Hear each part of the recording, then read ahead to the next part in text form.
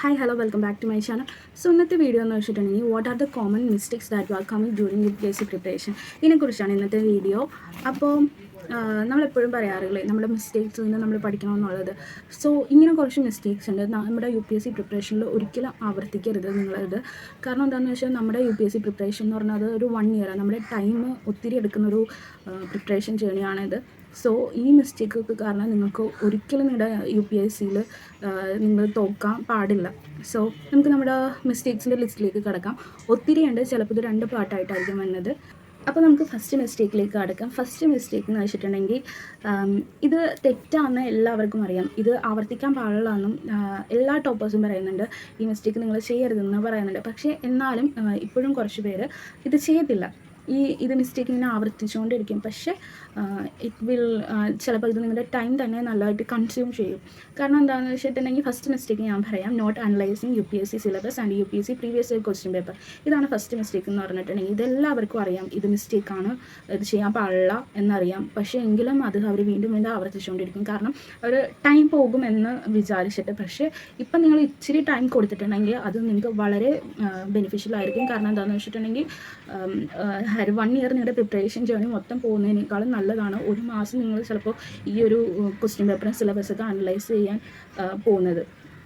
So നിങ്ങൾ തന്നെ ആലോചിച്ച് നോക്കുക, 1 മന്ത് നിങ്ങളുടെ കയ്യിൽ നിന്ന് പോകണോ അല്ലെങ്കിൽ 1 ഇയർ നിങ്ങളുടെ കയ്യിൽ നിന്ന് പോകണമെന്ന്. സോ സിലബസ് വളരെ ഇമ്പോർട്ടൻ്റ് ആണ്. ഒരിക്കലും ഞാൻ പ്രീവിയസ് ഇയർ ക്വസ്റ്റ്യൻ പേപ്പേഴ്സും സിലബസും സ്കിപ്പ് ചെയ്യാൻ പറയത്തില്ല. നിങ്ങൾ ആദ്യം തന്നെ തുടങ്ങേണ്ടത് ഇതിൽ നിന്നാണ് തുടങ്ങേണ്ടത്. സിലബസ് ഫസ്റ്റ് വായിക്കാം. നിങ്ങൾക്ക് UPSCയുടെ സൈറ്റിൽ നിന്ന് നിങ്ങൾക്ക് സിലബസ് ഡൗൺലോഡ് ചെയ്യാൻ കിട്ടും. ഇൻ കേസ് നിങ്ങൾക്ക് ആ ഒരു സിലബസ് വായിച്ചിട്ട് മനസ്സിലാവും. ചിലപ്പോൾ നിങ്ങൾക്ക് പ്രിലിംസിൻ്റെ സിലബസ് ഉണ്ട്, പ്രിലിംസിൻ്റെ ഒരു സിലബസ് എന്ന് പറഞ്ഞ് തന്നിട്ടുണ്ട്, മെയിൻസിൻ്റെ ഒരു സിലബസ് എന്ന് പറഞ്ഞ് തന്നിട്ടുണ്ട്. ചിലപ്പോൾ നിങ്ങൾക്ക് പ്രിലിംസിൻ്റെ സിലബസ് വായിച്ചിട്ടുണ്ടെങ്കിൽ മനസ്സിലാവത്തില്ല. സോ നിങ്ങൾ എന്ത് ചെയ്യണമെന്ന് വെച്ചാൽ മെയിൻസിൻ്റെ സിലബസ് എടുത്ത് വായിക്കാം. മെയിൻസിൻ്റെ സിലബസ് ഇത്രയും കൂടി ഡീറ്റെയിൽഡ് ആയിട്ടാണ് കൊടുത്തേക്കുന്നത്. സോ അത് പഠിക്കുക കേട്ടോ. പിന്നെ അതും പറ്റുന്നില്ലെങ്കിൽ ഡീറ്റെയിൽഡ് സിലബസ് ഉണ്ട്, UPSCയുടെ ഡീറ്റെയിൽഡ് സിലബസ് ഉണ്ട്. അത് ഒരുപാട് ഇൻസ്റ്റിറ്റ്യൂട്ട് ഇറക്കുന്നുണ്ട്. I think GS score, Drishti ഒക്കെ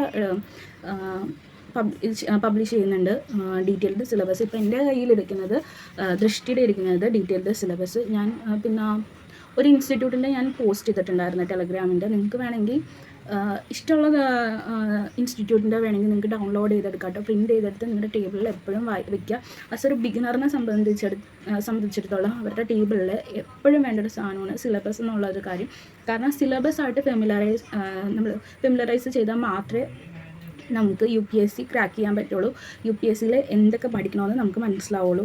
എസ്പെഷ്യലി അത് നമുക്ക് ഇമ്പോർട്ടൻ്റ് ആവുന്നതെന്ന് വെച്ചാൽ ബിഗിനേഴ്സിനെ സംബന്ധിച്ചിടത്തോളം ഇമ്പോർട്ടൻ്റ് എപ്പോഴാണെന്ന് ഞാൻ പറയാം. അവർ കറണ്ട് അഫയേഴ്സ് വായിക്കാൻ നേരത്ത് ഒത്തിരി യൂസ്ഫുൾ ആയിരിക്കും സിലബസ്. കാരണം എന്താണെന്ന് വെച്ചാൽ ഇപ്പം നമ്മൾ കറണ്ട് അഫയേഴ്സ് വായിക്കുന്നതിന് മുമ്പ്, ഇപ്പോൾ ഒരു ഹിന്ദു പത്രം വായിക്കുന്നതിന് മുമ്പ് നമ്മൾ സിലബസ് വായിച്ചിട്ടാണ് ചിലപ്പോൾ ഫസ്റ്റ് റീഡിങ്ങിലൊന്നും നമുക്കൊന്നും മനസ്സിലാവില്ല. ചിലർക്ക് എന്താ പറയുക, സിലബസ് വായിച്ചിട്ടൊന്നും മനസ്സിലാവുന്നില്ല. ഓക്കെ, പക്ഷേ എങ്കിലും നിങ്ങൾ വായിക്കുക, അത് ഇമ്പോർട്ടൻ്റ് ആയിട്ടുള്ളൊരു കാര്യമാണ്. സിലബസ് വായിച്ചിട്ട് ചിലപ്പോൾ സോഷ്യലിസം, കമ്മ്യൂണലിസം ഇതൊന്നും നിങ്ങൾക്ക് ചിലപ്പോൾ എന്താണെന്ന് പോലും അറിയത്തില്ലായിരിക്കും.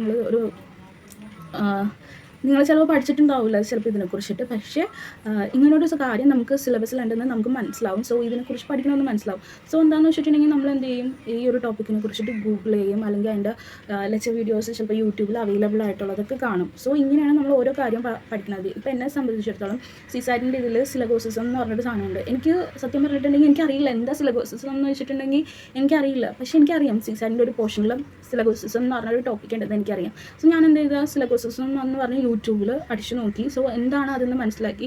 പിന്നെ അതിൻ്റെ ലെക്ചർ വീഡിയോസും ഉണ്ട്. സോ ഇങ്ങനെയാണ് എല്ലാ കാര്യങ്ങളും നമുക്ക് മനസ്സിലാവുന്നത്. സോ ബാക്ക് ടു നമുക്ക് കറണ്ട് അഫയേഴ്സിൽ എങ്ങനെയാണ് കറണ്ട് അഫയേഴ്സ് വായിക്കുമ്പോൾ എങ്ങനെയാണ് ഹെൽപ്ഫുൾ ആവണമെന്ന് പറയാം. ഇപ്പോൾ നമ്മൾ ഒരു ബിഗിനറിനെ സംബന്ധിച്ചിടത്തോളം അവർ ഈ സിലബസ് വായിച്ചിട്ടാണ് അവർ current affairs Hindu or Indian Express whatever വായിക്കണമെന്ന് വിചാരിക്കുക. അപ്പോൾ നമ്മളിപ്പോൾ സിലബസ് വായിച്ചപ്പോൾ അവർക്കൊരു ടോപ്പിക് കിട്ടിയിട്ടുണ്ടാകും. ഇപ്പോൾ ഒരു ഉദാഹരണത്തിന് പറയുകയാണെങ്കിൽ പബ്ലിക് ഡിസ്ട്രിബ്യൂഷൻ സിസ്റ്റം. ഇപ്പോൾ ഒരു കറണ്ട് അഫയേഴ്സ് വായിക്കാൻ നേരത്ത് ഒരു ആർട്ടിക്കിൾ വരികയാണ്, പബ്ലിക് ഡിസ്ട്രിബ്യൂഷൻ സിസ്റ്റത്തിനെ കുറിച്ചൊരു ആർട്ടിക്കിൾ വരുന്നതാണെന്ന് വിചാരിച്ചു. അപ്പോൾ ഒരു UPSC ആസ്പിരൻ്റ് ആയിട്ടുള്ളവർ എന്താ ചെയ്യുക, ഇതെൻ്റെ സിലബസിലുണ്ട്, സോ ഇത് ഇമ്പോർട്ടൻ്റ് ആണ് UPSCക്ക് വേണ്ടിയിട്ടെന്ന് വെച്ചിട്ട് നമ്മൾ ആ കറണ്ട് അഫയേഴ്സ് ഇരുന്ന് വായിക്കും. അപ്പോൾ പിന്നെ യൂസ്ഫുൾ എന്താണെന്ന് വെച്ചിട്ടുണ്ടെങ്കിൽ ഈ പബ്ലിക് ഡിസ്ട്രിബ്യൂഷൻ സിസ്റ്റം നമുക്ക് UPSCയിലെ ഏത് പേപ്പറിലാണ് വരുന്നത് എന്ന് നമുക്ക് മനസ്സിലാക്കാൻ പറ്റും. അപ്പോൾ GS3 വരുന്നതെന്ന് മനസ്സിലാക്കുമ്പോൾ അങ്ങനെ ഒരുപാട് ടോപ്പിക്സ് കാര്യങ്ങളൊക്കെ നമുക്ക് മനസ്സിലാക്കാൻ പറ്റും കേട്ടോ. പിന്നെ പ്രീവിയസ് ഇയർ ക്വസ്റ്റ്യൻ പേപ്പേഴ്സിൻ്റെ കാര്യത്തിലോട്ട് വരികയാണെങ്കിൽ പ്രീവിയസ് ഇയർ ക്വസ്റ്റ്യൻ പേപ്പേഴ്സും വളരെ ഇമ്പോർട്ടൻ്റ് ആണ്. എൻ്റെ ഒരു ജേണിയിലും ആക്ച്വലി എന്നെ ഹെൽപ്പ് ചെയ്തതും previous year question papers analyse ചെയ്തതാണ്. അതിൽ നിന്ന് എനിക്ക് ഒത്തിരി കാര്യങ്ങൾ മനസ്സിലാക്കാൻ പറ്റിയിട്ടുണ്ട്. അതായത് ഒരുപാട് റിപ്പീറ്റഡ് ക്വസ്റ്റ്യൻ വന്നതെന്ന് എനിക്ക് മനസ്സിലായിട്ടുണ്ട്. ചിലപ്പോൾ ചില അതേപോലെ തന്നെ ക്വസ്റ്റ്യൻസ് വരും, അല്ലെങ്കിൽ ആ ഒരു ടോപ്പിക്ക് തന്നെ റിപ്പീറ്റഡ് ആയിട്ട് ചോദിക്കും. അപ്പോൾ നമുക്ക് മനസ്സിലാവും എന്താ പറയുക, ആ ഒരു ടോപ്പിക്ക് ഇമ്പോർട്ടൻ്റ് ആണ്. സോ നമ്മൾ അതിൽ ഒരു എക്സ്ട്രാ കെയർ കൊടുക്കണം. അത് റിവൈസ് ചെയ്യാതെ അല്ലാതെ അത് ഇഗ്നോർ ചെയ്തിട്ട് നമ്മൾ ഒരിക്കലും പരീക്ഷയ്ക്ക് പോകാൻ പാടില്ല എന്ന് നമുക്ക് മനസ്സിലാവും. ഇമ്പോർട്ടൻ്റ് ഏരിയാസ് നമുക്ക് മനസ്സിലാവും. ഓരോ സബ്ജക്റ്റിലായാലും പൊളിറ്റിയിലായാലും ഹിസ്റ്ററിയിലായാലും ഏത് സബ്ജക്റ്റിലായാലും. പിന്നെ ചില ടോപ്പിക്സിൻ്റെ ചില സബ്ജക്ട്സിൻ്റെ വെയിറ്റേജ് ഒക്കെ നമുക്ക് മനസ്സിലാക്കാൻ പറ്റും. ഉദാഹരണത്തിന് പറയുകയാണെങ്കിൽ ഇപ്പോൾ നമ്മൾ GS1 നമ്മൾ നോക്കുകയാണെങ്കിൽ സൊസൈറ്റി ഉണ്ട്, ജോഗ്രഫി ഉണ്ട്, പിന്നെ ഹിസ്റ്ററി ഉണ്ട്. ഹിസ്റ്ററി എന്ന് പറയുന്നത് അതൊരു 6 ബ്രാഞ്ച് പോലെ ഇരിക്കുന്ന അതിൽ 6 അതായത് ഏൻഷ്യൻ ഹിസ്റ്ററി ഉണ്ട്, മെഡീവൽ ഹിസ്റ്ററി ഉണ്ട്, മോഡേൺ ഇന്ത്യ ഉണ്ട്, പിന്നെ വേൾഡ് ഹിസ്റ്ററി ഉണ്ട്, പോസ്റ്റ് ഇൻഡിപെൻഡൻസ് ഇന്ത്യ ഉണ്ട്, പിന്നെ ആർട്ട് ആൻഡ് കൾച്ചർ ഉണ്ട്. ആർട്ട് ആൻഡ് കൾച്ചറും കൂടി ഞാൻ ഹിസ്റ്ററിയുടെ ഇതിൽ ഇൻക്ലൂഡ് ചെയ്തിട്ടുണ്ട്. സോ ഇത് പഠിക്കാൻ നേരത്ത് നമുക്കറിയാം ഈ പോസ്റ്റ് ഇൻഡിപെൻഡൻസ് ഇന്ത്യയും പിന്നെ ഈ വേൾഡ് ഹിസ്റ്ററി എന്ന് വെച്ചിട്ടുണ്ടെങ്കിൽ മറ്റ് ആ ഗ്രൂപ്പിലുള്ള ബാക്കി സബ്ജക്റ്റ്, അതായത് മെഡീവൽ, മോഡേൺ, ഏൻഷ്യൻ്റ് ഹിസ്റ്ററി, പിന്നെ ജോഗ്രഫി, സൊസൈറ്റി ഇതൊക്കെ വെച്ച് നോക്കുമ്പോൾ വെയിറ്റേജ് കുറവുള്ള സബ്ജക്റ്റാണ്. സോ മറ്റിതിനാണ് കുറച്ചും കൂടി വെയിറ്റേജ് കൂടുതലുള്ളത്. എന്ന് വെച്ചാൽ ഇത് പഠിക്കേണ്ടെന്നല്ല, പക്ഷേ കുറച്ചും കൂടി ക്വസ്റ്റ്യൻസ് വന്നത് ആ ഏരിയ എന്നാണ്. സോ ഇത്രയും കൂടി അത് ഡീറ്റെയിൽഡ് ആയിട്ട് നോക്കാനുണ്ട് എന്ന് നമുക്ക് മനസ്സിലാകും. പിന്നെ നമുക്ക് മനസ്സിലാവുന്ന ഒരു കാര്യമാണ്, പ്രിലിംസിന് ചോദിക്കുന്ന പോലെയല്ല നമുക്ക് മെയിൻസിലോട്ട് വരുമ്പോൾ ചോദിക്കുന്നത്. പ്രിലിംസിന് നമുക്കിപ്പോൾ ഒരു ഉദാഹരണം പറയുകയാണെങ്കിൽ ചോദിക്കുന്നത് എന്താണെന്ന് വെച്ചിട്ടുണ്ടെങ്കിൽ, ഇപ്പോൾ സുപ്രീം കോർട്ടിനെ കുറിച്ച് നമുക്ക് പറയാം. സുപ്രീം കോടതിനെ കുറിച്ച് ഒരു ക്വസ്റ്റ്യൻ വന്നിട്ട് സ്റ്റേറ്റ്മെൻറ്റ് വൈസ് ക്വസ്റ്റ്യൻ ആയിരിക്കും. ചിലപ്പോൾ ഇങ്ങനെ 3 സ്റ്റേറ്റ്മെൻറ്റ് കൊടുത്തിട്ടുണ്ടാവും. അതായത് സുപ്രീം കോർട്ട് ജഡ്ജ് റെസിഗ്നേഷൻ കൊടുക്കുന്നത് ഇയാൾക്കാണ്, അല്ലെങ്കിൽ പിന്നെ ഇത്ര വയസ്സ് വരെ ക്വാളിഫിക്കേഷനിൽ 65 വയസ്സ് വരെ ചെയ്യാം എന്നൊക്കെ പറഞ്ഞ് കുറച്ച് സ്റ്റേറ്റ്മെൻറ്റ് കൊടുത്തിട്ടുണ്ടാകും. പിന്നെ ഇതിലേത് സ്റ്റേറ്റ്മെൻറ്റാണ് കറക്റ്റ് എന്നുള്ളത് നമ്മൾ മാർക്ക് ചെയ്യണം. ചിലപ്പോൾ അങ്ങനെ ചിലപ്പോൾ 1, 2, 3 സ്റ്റേറ്റ്മെൻറ്റ്സ് ഒക്കെ ഇല്ല, ചിലപ്പോൾ എല്ലാ സ്റ്റേറ്റ്മെൻറ്റും കറക്റ്റ് ആകും. അങ്ങനെയായിരിക്കും പൊളിറ്റിയുടെ ഒരു ക്വസ്റ്റ്യൻ വരുന്നത്. പക്ഷേ ഇത് തിരിച്ച് നമ്മൾ മെയിൻസിലേക്ക് വരാൻ നേരത്ത് നമ്മൾ പൊളിറ്റി, എസ്പെഷ്യലി പൊളിറ്റി GS2 സെക്ഷനിൽ പൊളിറ്റിയുടെ ഭാഗം നോക്കുകയാണെങ്കിൽ നമുക്ക് മനസ്സിലാവും. അതായത് ഇവർ ചോദിക്കുന്ന ഈ സുപ്രീം കോർട്ടും, അതായത് നമ്മുടെ പൊളിറ്റിയിലുള്ള കുറേ കാര്യങ്ങളില്ലേ, ഇപ്പം സുപ്രീം കോർട്ടായാലും പ്രസിഡൻറ്റ്, അങ്ങനത്തെ കാര്യങ്ങൾ, പ്രസിഡൻറ്റിൻ്റെയൊക്കെ ഇതിൽ നിന്ന് ഡയറക്റ്റ് ക്വസ്റ്റ്യൻ വന്നിട്ടുണ്ടാവും. ചിലപ്പോൾ പ്രസിഡൻറ്റ്, വൈസ് പ്രസിഡൻറ്റ്, സ്പീക്കർ, ചിലപ്പോൾ ഗവർണർ, ഇങ്ങനെയുള്ളവരുടെ പവേഴ്സ് എന്താണ്, ഡ്യൂട്ടീസ് എന്താണ്, അങ്ങനെയൊക്കെ ചോദിച്ചിട്ട് ഡയറക്റ്റ് ക്വസ്റ്റ്യൻ വന്നിട്ടുണ്ടാവും. പിന്നെ ഇങ്ങനത്തെ ക്വസ്റ്റ്യൻസും വരും. അതായത് ഒരു ഉദാഹരണം പറയാം. Question: Examine the scope of fundamental right in the light of latest judgment of the Supreme Court on right to privacy. അതായത് റൈറ്റ് ടു പ്രൈവസി ഫണ്ടമെൻ്റൽ റൈറ്റാണ് റൈറ്റ് ടു പ്രൈവസി എന്ന് പറയുന്നത്. അത് സുപ്രീം കോടതിയുടെ ലേറ്റസ്റ്റ് ജഡ്ജ്മെൻറ്റ് പ്രകാരം അത് examine ചെയ്യാനാണ് ഒരു ക്വസ്റ്റ്യൻ ചോദിച്ചിരിക്കുന്നത്. UPSCയിൽ 2017 GS2 ചോദിച്ച മെയിൻസിന് ചോദിച്ച ക്വസ്റ്റ്യനാണിത്. ഇങ്ങനെ ചിലപ്പോൾ കറണ്ട് അഫയേഴ്സ് ബേസ് ചെയ്തിട്ട് കറണ്ട് അഫയേഴ്സും നമ്മുടെ ടോപ്പ് GS2 പൊളിറ്റിയിലുള്ള സിലബസിലുള്ള ആ ഒരു കാര്യം കൂടി ലിങ്ക് ചെയ്തിട്ടായിരിക്കും UPSC മെയിൻസിന് GS2 ക്വസ്റ്റ്യൻ വരിക, പൊളിറ്റിന്ന് ക്വസ്റ്റ്യൻ വരിക. ഇത് തന്നെ വേറൊരു ഇതെന്താ ചോദിച്ചതെന്ന് വെച്ചാൽ റൈറ്റ് ടു പ്രൈവസി ചോദിച്ചതെന്ന് വെച്ചാൽ ഐ തിങ്ക് ആ സമയത്ത് മറ്റേ ഇൻഫോർമേഷൻ IT ആക്ട് എന്തോ വരുമായിരുന്നു, അതായിരുന്നു ആ ഒരു ക്വസ്റ്റ്യൻ ചോദിച്ചത്. പിന്നെ ഈ ഒരു ക്വസ്റ്റ്യൻ ചോദിച്ചിട്ടുണ്ട്, does the right to clean environment entail legal regulation on burning crackers during Diwali discussed in the lights of Article 21 of the Indian Constitution and the judgements of an apex courts in this regard. ഇത് 2015 ചോദിച്ച question ആയിരുന്നു. കണ്ടില്ലേ, ഇപ്പോൾ ഒരു current affairs ആയിട്ട് right to burning crackers. നിങ്ങൾക്കറിയാം ദീപാവലിയുടെ സമയത്ത് ക്രാക്കേഴ്സ് ബേൺ ചെയ്യാൻ നേരത്ത് അത് നമുക്ക് എൻവയോൺമെൻറ്റ് പൊല്യൂഷൻ ഉണ്ടാക്കും. ഈ കഴിഞ്ഞ ഇതിൽ നിങ്ങൾക്ക് നോക്കിയാൽ കാണാം, ഡൽഹിയിൽ പൊല്യൂഷൻ, അതായത് ദിവാലി കഴിഞ്ഞപ്പോഴേക്കും പൊല്യൂഷൻ ഒന്നുകൂടി കൂടിയിട്ടുണ്ടായിരുന്നു. സോ ഇവരെന്താ ചെയ്യുന്നതെന്ന് വെച്ചാൽ പൊളിറ്റിക്കൽ ചെയ്യുന്നതെന്ന് വെച്ചാൽ ഒരു കറണ്ടായിട്ട് നടന്ന ഒരു ഇഷ്യൂ അതും നമ്മുടെ ഈ ഇതും കൂടിയിട്ട് എന്നാ പറയുക സിലബസിലുള്ള ആ ഒരു ടോപ്പിക് കൂടി ആയിട്ട് അവർ ചോദിക്കും. ഇങ്ങനെയായിരിക്കും മെയിൻസിന് ക്വസ്റ്റ്യൻ വരാൻ. അങ്ങനെ ഒത്തിരി കാര്യങ്ങൾ മനസ്സിലാക്കാൻ പറ്റും. GS1 ജോഗ്രഫി പഠിക്കാൻ നേരത്ത് ഇപ്പോഴത്തെ ഒരു ട്രെൻഡ് എന്ന് വെച്ചിട്ടുണ്ടെങ്കിൽ നിങ്ങളെപ്പോഴും ഈ ഡിസാസ്റ്റർ മാനേജ്മെൻറ്റും ജോഗ്രഫിയും കൂടി കമ്പൈൻ ചെയ്തിട്ട് പഠിക്കുന്നതായിരിക്കും നല്ലത്. ഡിസാസ്റ്റർ മാനേജ്മെൻറ്റും എൻവയോൺമെൻറ്റും പിന്നെ ജോഗ്രഫിയും കൂടി കമ്പൈൻ ചെയ്തിട്ട് അതുപോലത്തെ ക്വസ്റ്റ്യൻസ് ആയിരിക്കും വരുന്നത്. പിന്നെ എന്താ പറയുക, ആർട്ട് ആൻഡ് കൾച്ചറും ഞാൻ ancient history art and culture പഠിക്കാൻ നേരത്ത് നമുക്ക് ക്വസ്റ്റ്യൻ പേപ്പർ നോക്കിയിട്ടുള്ള ഒരാളാണെങ്കിൽ മനസ്സിലാവും. ആർട്ട് ആൻഡ് കൾച്ചറിൻ്റെ ഒരു ബുക്കുണ്ട്, നിതിൻ സിംഗാണിയുടെ ബുക്കുണ്ട്. പക്ഷേ ആ ഒരു ബുക്കിൽ എല്ലാ കാര്യങ്ങളും ഇമ്പോർട്ടൻ്റ് അല്ല. ചില കാര്യങ്ങളുണ്ട് UPSC എപ്പോഴും എടുത്തെടുത്ത് ചോദിക്കുന്ന കുറച്ച് കാര്യങ്ങളുണ്ട്. ആ ഒരു ഏരിയ മാത്രം നമ്മൾ കോൺസെൻട്രേറ്റ് ചെയ്ത് പഠിക്കുക. ആൻഡ് ആർട്ട് ആൻഡ് കൾച്ചർ പഠിക്കുമ്പോൾ എപ്പോഴും നിങ്ങൾ ഏൻഷ്യൻ്റ് ഇന്ത്യയും കൂടി ലിങ്ക് ചെയ്തിട്ട് അതിനൊപ്പം പഠിക്കുക. കാരണം ഇത് തമ്മിൽ നല്ല ലിങ്കേജ് ഉണ്ട്. കാരണം അങ്ങനെയാണ് ക്വസ്റ്റ്യൻസ് വന്നത്. ഇപ്പോൾ ഉദാഹരണത്തിന് പറയാം, ആർട്ട് ആൻഡ് കൾച്ചറിൽ കുറച്ച് ഏരിയാസ് എന്നൊക്കെ പറഞ്ഞിട്ടില്ലേ, അതായത് Pala period, rock cut architecture, Chola architecture, ഇങ്ങനെയൊക്കെ ആയിരിക്കും UPSC ചോദിക്കുന്നത്. പിന്നെ ഞാൻ പറഞ്ഞില്ലേ 2 ടൈംസ് വരുന്ന, അതായത് റിപ്പീറ്റഡ് ക്വസ്റ്റ്യൻസ് വരുന്നുണ്ട്, റിപ്പീറ്റഡ് ടോപ്പിക്കിനെ കുറിച്ച് ക്വസ്റ്റ്യൻസ് വരുന്നുണ്ടെന്ന്. 2014 വന്നൊരു ക്വസ്റ്റ്യൻ പറയാം. Gandhara sculpture owed as much to the Roman as to the Greek explain എന്ന് പറഞ്ഞിട്ടൊരു ക്വസ്റ്റ്യൻ വന്നിട്ടുണ്ട് 2014. അതുപോലെ തന്നെ 2019 വന്നൊരു ക്വസ്റ്റ്യനാണ് highlight the central Asian and Greek ബാക്ടീരിയൻ elements in Gandhara art. So ഈ ഒരു ക്വസ്റ്റ്യൻ പേപ്പർ അനലൈസ് ചെയ്ത ആളാണെങ്കിൽ ഇത് ഒബ്വിയസ്ലി ഈ ഒരു ഏരിയ പഠിച്ചിട്ടുണ്ടാകും. അതായത് ഗാന്ധാര ആർട്ടും റോമൻ ഗ്രീക്കോ തമ്മിലുള്ള എന്താണ് റിലേഷൻ എന്നുള്ളത് അവർ പഠിച്ചിട്ടുണ്ടാവും. അതിനനുസരിച്ച് അവരുടെ നോട്ട് ഉണ്ടാവും. സോ ഇങ്ങനെ previous year question papers analyse ചെയ്യുന്നത് നമ്മളെ നോട്ട് മേക്ക് ചെയ്യാനും മെയിൻസിന് വേണ്ടി നോട്ട് പ്രിപ്പയർ ചെയ്യാനും പിന്നെ മെയിൻസിന് വേണ്ടി പ്രിപ്പയർ ചെയ്യാൻ നമ്മൾ ഒത്തിരി ഹെൽപ്പ് ചെയ്യും. സോ നിങ്ങളത് മിസ് ചെയ്യാൻ പാടില്ല. ഇപ്പോൾ അങ്ങനെ ഓരോരോ കാര്യങ്ങൾ. പിന്നെ നിങ്ങൾക്കിപ്പോൾ വേൾഡ് ഹിസ്റ്ററി ഇത് വെയിറ്റ് ചെയ്ത് കുറവായിട്ടുള്ളൊരു സബ്ജക്റ്റാണ്. ചിലപ്പോൾ ഒരു വർഷം ഒരു ക്വസ്റ്റ്യൻ ചോദിച്ചാലായി, അല്ലെങ്കിൽ ചിലപ്പോൾ ഒരു വർഷം ചോദിക്കാതെ ഉണ്ടാവില്ല. പക്ഷേ പഠിക്കാതെ പോകാൻ ഞാൻ ഒരിക്കലും പറയില്ല. അതിൽ കുറച്ച് ഏരിയാസ് ഉണ്ട്, അതായത് അമേരിക്കൻ ഫ്രഞ്ച് റെവല്യൂഷൻ, പിന്നെ ഡീകൊളോണൈസേഷൻ, അങ്ങനെ കുറച്ച് ഇമ്പോർട്ടൻ്റ് ഏരിയാസ് ഉണ്ട്. ആ ഒരു ഇമ്പോർട്ടൻ്റ് ഏരിയാസ് എപ്പോഴും ചോദിക്കുന്നതാണ്. ആ ഇമ്പോർട്ടൻ്റ് ഏരിയാസ് നമുക്ക് ക്വസ്റ്റ്യൻ പേപ്പർ നോക്കിക്കഴിഞ്ഞാൽ മനസ്സിലാവും. സോ ഈ ഒരു ഇമ്പോർട്ടൻ്റ് ഏരിയാസിനെ കുറിച്ചിട്ട് നിങ്ങൾ പഠിച്ചിട്ട് പോവുക. അങ്ങനെ വെയിറ്റേജ് ഉള്ളൂ എന്ന് കരുതിയിട്ട് ഒരിക്കലും ഇഗ്നോർ ചെയ്യരുത്. കാരണം UPSCയിലെ എല്ലാ ക്വസ്റ്റ്യൻസും മെയിൻസിന് എല്ലാ ക്വസ്റ്റ്യൻസും ആൻസർ ചെയ്യുന്നുള്ളത് നിർബന്ധമായിട്ടുള്ളൊരു കാര്യമാണ്. കാരണം 10 മാർക്കായിക്കോട്ടെ 15 മാർക്കായിക്കോട്ടെ, ചിലപ്പോൾ നമുക്ക് 1, 2, 3 മാർക്കിനൊക്കെ ആയിരിക്കും നമുക്ക് റാങ്കിൽ നല്ല ഡിഫറൻസ് വരും. സോ 10 മാർക്കായിട്ട് 15 മാർക്കായിക്കോട്ടെ, വാട്ടെവർ നിങ്ങൾ അത് പഠിച്ചിട്ട് പോകാൻ പാടുള്ളൂ, പഠിക്കാതെ പോകരുത്. ഇമ്പോർട്ടൻ്റ് ഏരിയാസ് നിങ്ങൾക്ക് UPSCയുടെ ക്വസ്റ്റ്യൻ പേപ്പർ നോക്കിക്കഴിഞ്ഞാൽ മനസ്സിലാവും. സോ ഇങ്ങനെയുള്ള കുറച്ച് കാര്യത്തിനാണ് ക്വസ്റ്റ്യൻ പേപ്പർ യൂസ്ഫുൾ ആയിട്ടുള്ളത് കേട്ടോ. ഞാൻ ഇത്തിരി ഡീറ്റെയിൽ ആയിട്ട് പറഞ്ഞെന്ന് വിചാരിക്കുന്നത്. ഇനി ഇൻ കേസ് ആർക്കെങ്കിലും എന്തെങ്കിലും ഡൗട്ട് ഉണ്ടെങ്കിൽ ഞാൻ എപ്പോഴും എൻ്റെ ഇൻസ്റ്റയിൽ അവൈലബിൾ ആയിരിക്കും. നിങ്ങൾക്ക് എൻ്റെ ഇൻസ്റ്റയിൽ കോൺടാക്ട് ചെയ്യാം. ഇൻസ്റ്റയിൽ ID മല്ലി UPSC ആസ്പിരൻ്റ് എന്ന് കാണിച്ചാൽ എടുത്താൽ മതി. സോ അതിൽ അവൈലബിൾ ആയിരിക്കും. അങ്ങനെ ഒത്തിരി കാര്യങ്ങൾ മനസ്സിലാവും. ഇനിയിപ്പോൾ ഇവിടെ ഞാൻ നിങ്ങളോട് പറയാൻ ഞാൻ അനലൈസ് ചെയ്യാൻ എടുക്കുന്നൊരു ഒരു ബുക്കാണ് ഇത് ദിശ പബ്ലിക്കേഷൻ്റെ ബുക്കാണ്. 12th എഡിഷനാണ് എൻ്റെ കയ്യിലിരിക്കുന്നത്. എൻ്റെ ലേറ്റസ്റ്റ് എഡിഷൻ അവൈലബിൾ ആണ്. ഇതിപ്പോൾ എൻ്റെ കയ്യിലുള്ളതിൽ 1995 മുതൽ 2021 മുതലുള്ള സോൾഡ് UPSC പേപ്പേഴ്സ് ഉണ്ട്, പ്രിലിംസിൻ്റെ. പിന്നെ എനിക്ക് മെയിൻസിൻ്റെ സോൾഡ് UPSC പേപ്പേഴ്സ് ഉണ്ട്. പക്ഷേ മെയിൻസിൻ്റെ സോൾഡ് അല്ല കേട്ടോ, മെയിൻസിൻ്റെ ക്വസ്റ്റ്യൻസ് മാത്രമേ ഉള്ളൂ. പക്ഷേ അത് ഓരോരോ സെക്ഷൻ തിരിച്ചായിട്ടാണ് തന്നിരിക്കുന്നത്.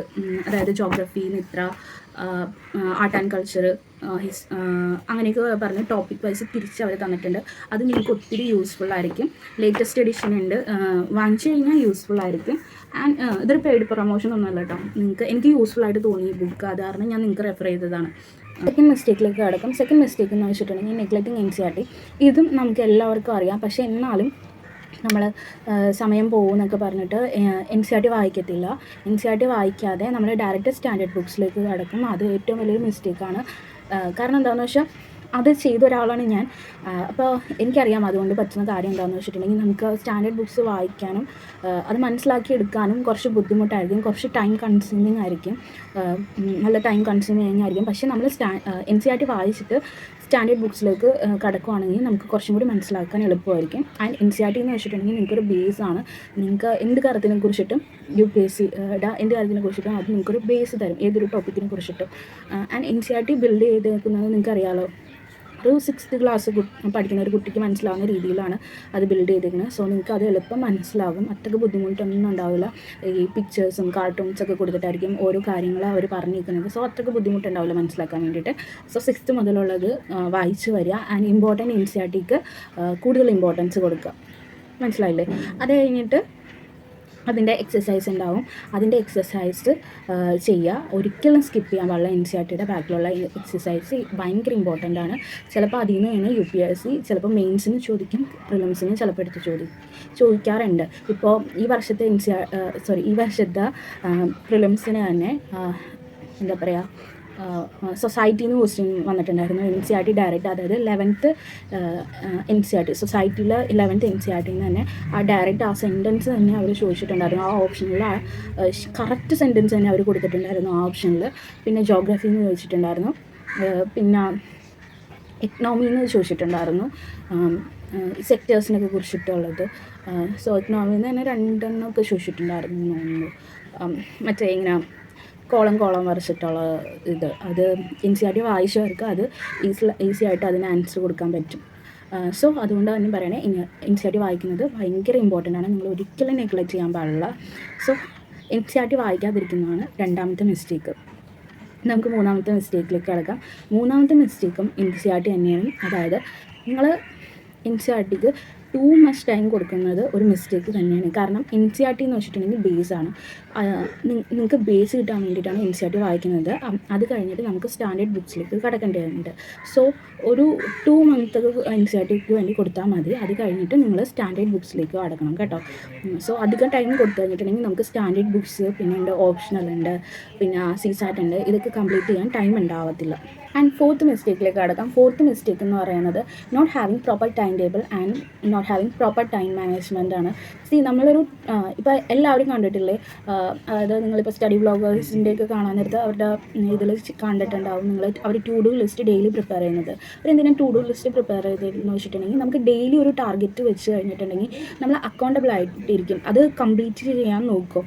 പക്ഷേ ഇൻഫാക്ട് നമുക്കൊരു ടാർഗറ്റ് ഇല്ല, ഡെയിലി ഒരു ടാർഗറ്റ് ഇല്ല എങ്കിൽ നമ്മൾ വെറുതെ സമയം ഇങ്ങനെ പാഴാക്കി പോകും. ഇനി സബ്ജക്ട്സ് ഒക്കെ ഉണ്ടെങ്കിൽ ചിലപ്പോൾ നാളെ ചെയ്യാം, മറ്റന്നാൾ ചെയ്യാം എന്ന് പറഞ്ഞ് ഇങ്ങനെ വെക്കും. നമുക്ക് എപ്പോഴും ഒരു ടാർഗറ്റ് വേണം, ഒരു മന്ത്ലി ടാർഗറ്റ് വേണം, ഡെയിലി ടാർഗറ്റ് വേണം. അതായത് ഒരു മാസം എന്തൊക്കെ ചെയ്യണം, അല്ലെങ്കിൽ ഇപ്പോൾ ഒരു സബ്ജക്റ്റ്, ഇപ്പോൾ പൊളിറ്റി തന്നെ ആയിക്കോട്ടെ, പൊളിറ്റി ഇത്ര ഇതുകൊണ്ട് നമുക്ക് തീർക്കണം, ഹിസ്റ്ററി ഇത്ര മാസം കൊണ്ട് തീർക്കണം, ഓപ്ഷണൽ ഇത്രക്കുള്ളിൽ തീർക്കണം എന്നൊക്കെ പറഞ്ഞ് നമുക്കൊരു ടാർഗറ്റ് ഉണ്ടാകുമ്പോൾ നമ്മൾ കുറച്ചും കൂടി പ്രൊഡക്റ്റീവായിട്ട് അത് പഠിക്കാൻ തുടങ്ങും, മനസ്സിലായല്ലോ. പിന്നെ എപ്പോഴും ഞാൻ പറയുന്ന കാര്യമാണ് നിങ്ങൾ ടൈം മാനേജ്മെൻറ്റ് എന്ന് പറഞ്ഞാൽ ഭയങ്കര ഇമ്പോർട്ടൻ്റ് ആണ് UPSC പ്രിപ്പറേഷനിൽ.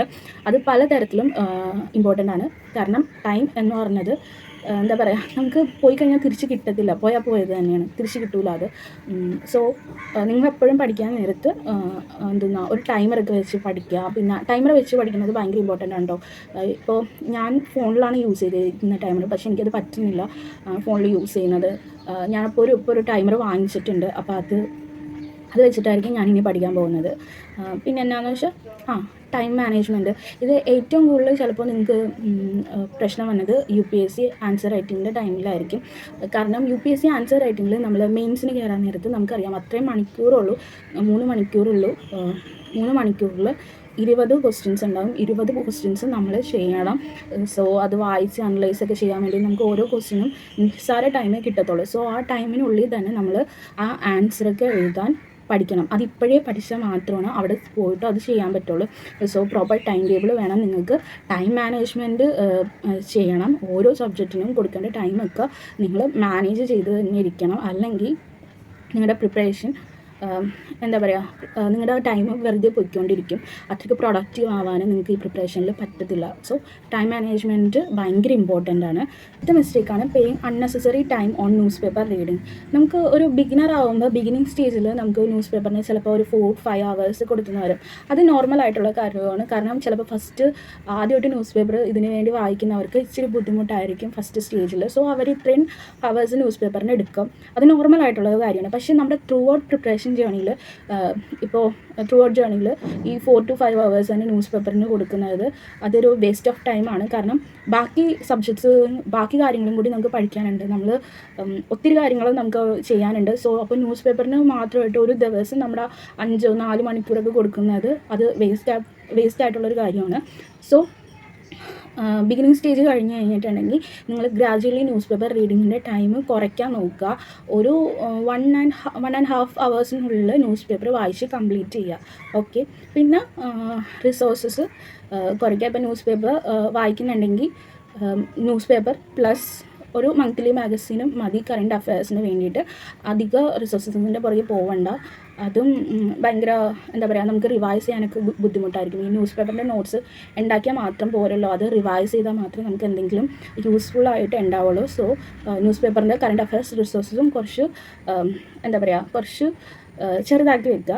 അതായത് ഒരു ഡെയിലി ന്യൂസ് പേപ്പർ വായിക്കുന്ന നിങ്ങളാണെങ്കിൽ നിങ്ങൾക്ക് ന്യൂസ് പേപ്പർ വായിക്കാം. പിന്നെ അതിൻ്റെ പ്ലസ് ഒരു മന്ത്ലി മാഗസിൻ, നിങ്ങൾക്ക് ഇഷ്ടമുള്ളൊരു ഇൻസ്റ്റിറ്റ്യൂട്ടിൻ്റെ മന്ത്ലി മാഗസിൻ ഫോളോ ചെയ്യുന്നത് മതിയാവും നിങ്ങളുടെ കറണ്ട് അഫയർ ഇതിന് വേണ്ടിയിട്ട്. പിന്നെ ഡെയിലി കറണ്ട് അഫയേഴ്സ് MCQs ഓരോ ഇൻസ്റ്റിറ്റ്യൂട്ടും ഇടുന്നുണ്ട്. സോ അത് നിങ്ങളൊന്ന് ചെയ്ത് നോക്കുക. അറിയോ അറിയില്ലേ വട്ടെവർ, അറിഞ്ഞില്ലെങ്കിലും കുഴപ്പമില്ല, നിങ്ങൾ ചെയ്യുക, അത് അറ്റംപ്റ്റ് ചെയ്യുക. തെറ്റിക്കോട്ടെ കുഴപ്പമില്ല. പക്ഷേ എന്താ പറയുക, അതൊക്കെ ഒരു നോളജാണ്. നിങ്ങൾക്ക് അധിക ടൈമൊന്നും എടുക്കത്തില്ല. ഒരുപാട് ഇൻസ്റ്റിറ്റ്യൂട്ട് ഇപ്പോൾ ഫോറം IAS ഇൻസൈറ്റ് ഒക്കെ ഇടുന്നുണ്ട്. IAS ബാബയൊക്കെ കറണ്ട് അഫയേഴ്സ് MCQs ഒക്കെ ഇടുന്നുണ്ട്. സോ അതൊക്കെ നോക്കുക, ഹെൽപ്ഫുൾ ആയിരിക്കും. സോ കറണ്ട് അഫയേഴ്സ് ടാക്കിൾ ചെയ്യാനുള്ള ഒരു മെത്തേഡാണ് ഇത്. 1.5 hours കൊടുത്താൽ മതിയാവും. 1.5 മണിക്കൂർ മതി ന്യൂസ് പേപ്പർ റീഡിങ്ങിന് വേണ്ടിയിട്ട്. പിന്നെ ഒരു മന്ത്ലി മാഗസിൻ ഫോളോ ചെയ്യുക. പിന്നെ ഡെയിലി എപ്പോഴും MCQs നോക്കുക. കറണ്ട് അഫയേഴ്സ് നോട്ട് ഉണ്ടാക്കുകയാണ് എങ്കിൽ അത് മസ്റ്റായിട്ടും റിവൈസ് ചെയ്യണം. ഓക്കെ. പിന്നെ കറണ്ട് അഫയേഴ്സ് ആൻസർ റൈറ്റിംഗ് ഉണ്ടാവും. പിന്നെ ഇൻസൈറ്റ് പോലുള്ള ആപ്പിലെല്ലാം കറണ്ട് അഫയേഴ്സിൻ്റെ മെയിൻസ് ക്വസ്റ്റ്യൻസ് കൊടുത്തിട്ടുണ്ടാവും. സോ അത് ആൻസർ ചെയ്യുന്നത് നിങ്ങൾക്ക് മെയിൻസ് എക്സാമിന് വേണ്ടി നല്ലൊരു പ്രാക്ടീസ് ആയിരിക്കും. ഓക്കെ. ഇത്രയും മതി കറണ്ട് അഫയേഴ്സിന് വേണ്ടിയിട്ടൊക്കെ. പിന്നെ ഇപ്പോൾ തന്നെ വീഡിയോ കുറച്ച് ലോങ് ആയി. ബാക്കി കാര്യങ്ങൾ അടുത്ത വീഡിയോയിൽ പറയാം, നെക്സ്റ്റ് വീഡിയോയിൽ പറയാം. സോ അതുവരെ ബൈ, ടേക്ക് കെയർ.